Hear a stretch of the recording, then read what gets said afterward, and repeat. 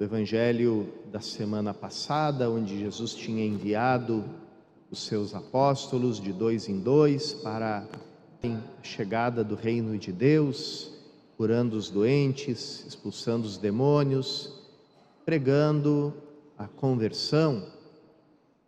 Aqui eles voltam felizes depois de terem realizado essa missão e Jesus vê que eles precisam refazer as suas forças. Por isso levar eles para um lugar solitário, para que eles estejam a sós com Ele. E a gente encontra, como tantas vezes no Evangelho, essa espécie de simetria, Jesus a sós com o Pai, na oração, os discípulos a sós com Ele. Quando Jesus chama os 12 apóstolos, Ele passa a noite em oração com o Pai, depois Ele chama e diz o Evangelho, os chamou para estarem com Ele e para enviá-los a pregar. Então, a primeira coisa antes de enviar a pregar é estar com Jesus, porque a maneira como Jesus nos ilumina, nos ensina, é sendo nosso pastor, ou seja, estando junto de nós, nos acompanhando, estando perto. Como disse São Paulo, carta aos Efésios, aqueles que estavam longe, Jesus chamou para perto de si, aqueles que estavam desunidos, estavam na inimizade, Ele derrubou os muros de separação, fez deles um só rebanho. Que diferença dos líderes deste mundo, dos pastores desse mundo que querem dividir o rebanho, querem criar inimizade, divisão, contraposição de uns com os outros, porque o interesse deles não é o bem do rebanho, são os pastores que apacentam a si mesmos, procuram o seu próprio interesse e não se importam se com isso vão provocar guerras, divisões, etc. Então, como Jesus se comporta diferente, faz justamente o contrário. Aqueles que são inimigos, que estão separados, Ele faz deles uma unidade, faz de todos um só povo, um só rebanho, um só pastor. E esse pastor, principal característica dele é que ele está presente e chama as ovelhas pelo nome, se importa com cada uma, está junto de todos. Então, como os discípulos poderiam falar de Jesus dessa forma se eles mesmos, em primeira pessoa, não experimentassem isso, esse cuidado? Então, como Jesus vai a um lugar solitário, às vezes a gente vê Ele de noite, depois dos trabalhos do dia, se retira para um lugar solitário e reza, fala com o Pai, ou cedo de madrugada, antes que o sol nasça, Ele está em oração ao Pai, procurando esse diálogo pessoal, esse diálogo íntimo.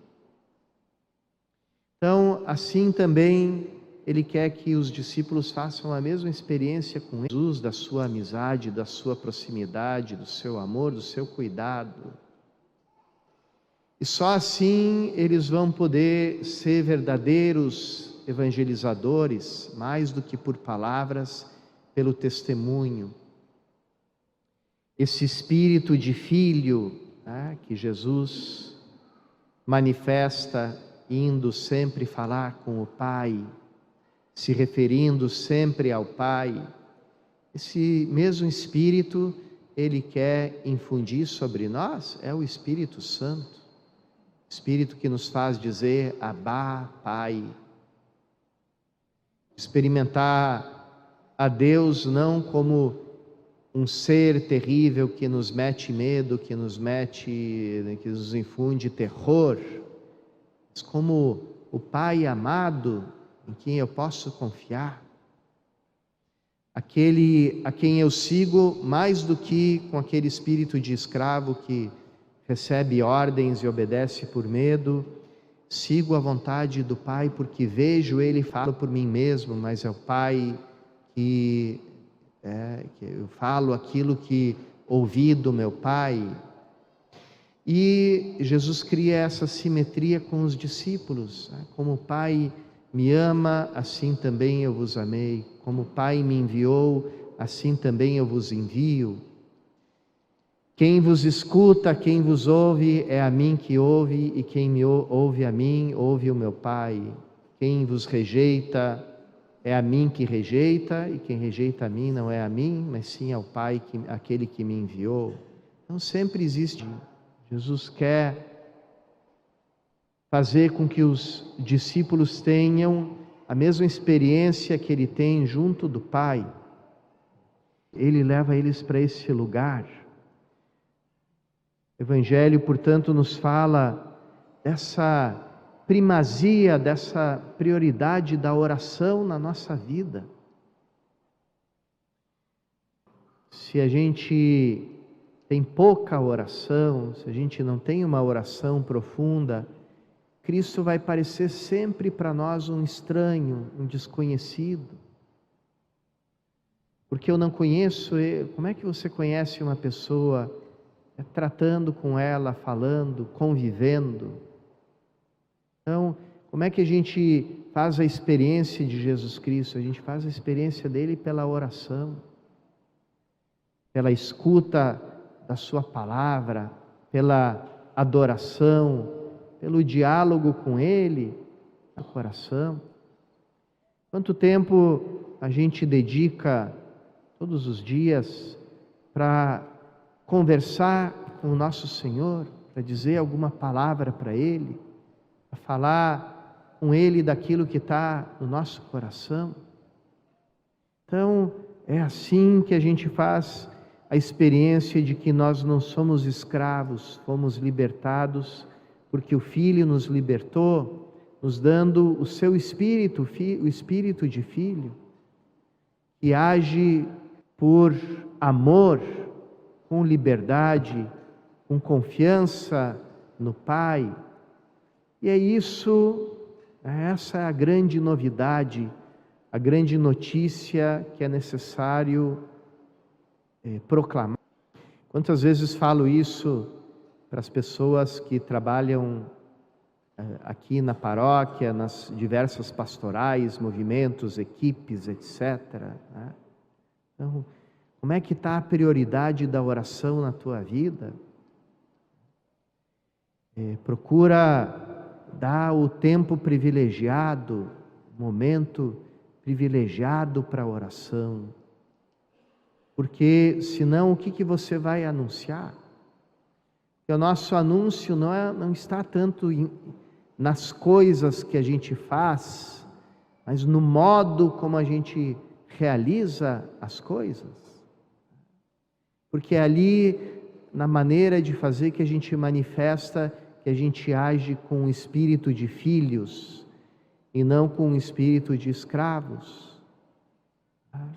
A mesma coisa pode ser feita de forma livre ou de uma forma obrigada. Então não é na coisa que a gente percebe a nova criatura, mas sim no modo de fazer, onde a gente ali encontra alegria, quando a gente encontra a verdadeira liberdade de coração, quando a gente encontra esse dom generoso, essa doação generosa, ali a gente encontrou alguém que tem intimidade com Jesus Cristo. E esse é o anúncio que todos nós somos chamados a dar no nosso mundo, no nosso ambiente, na nossa família.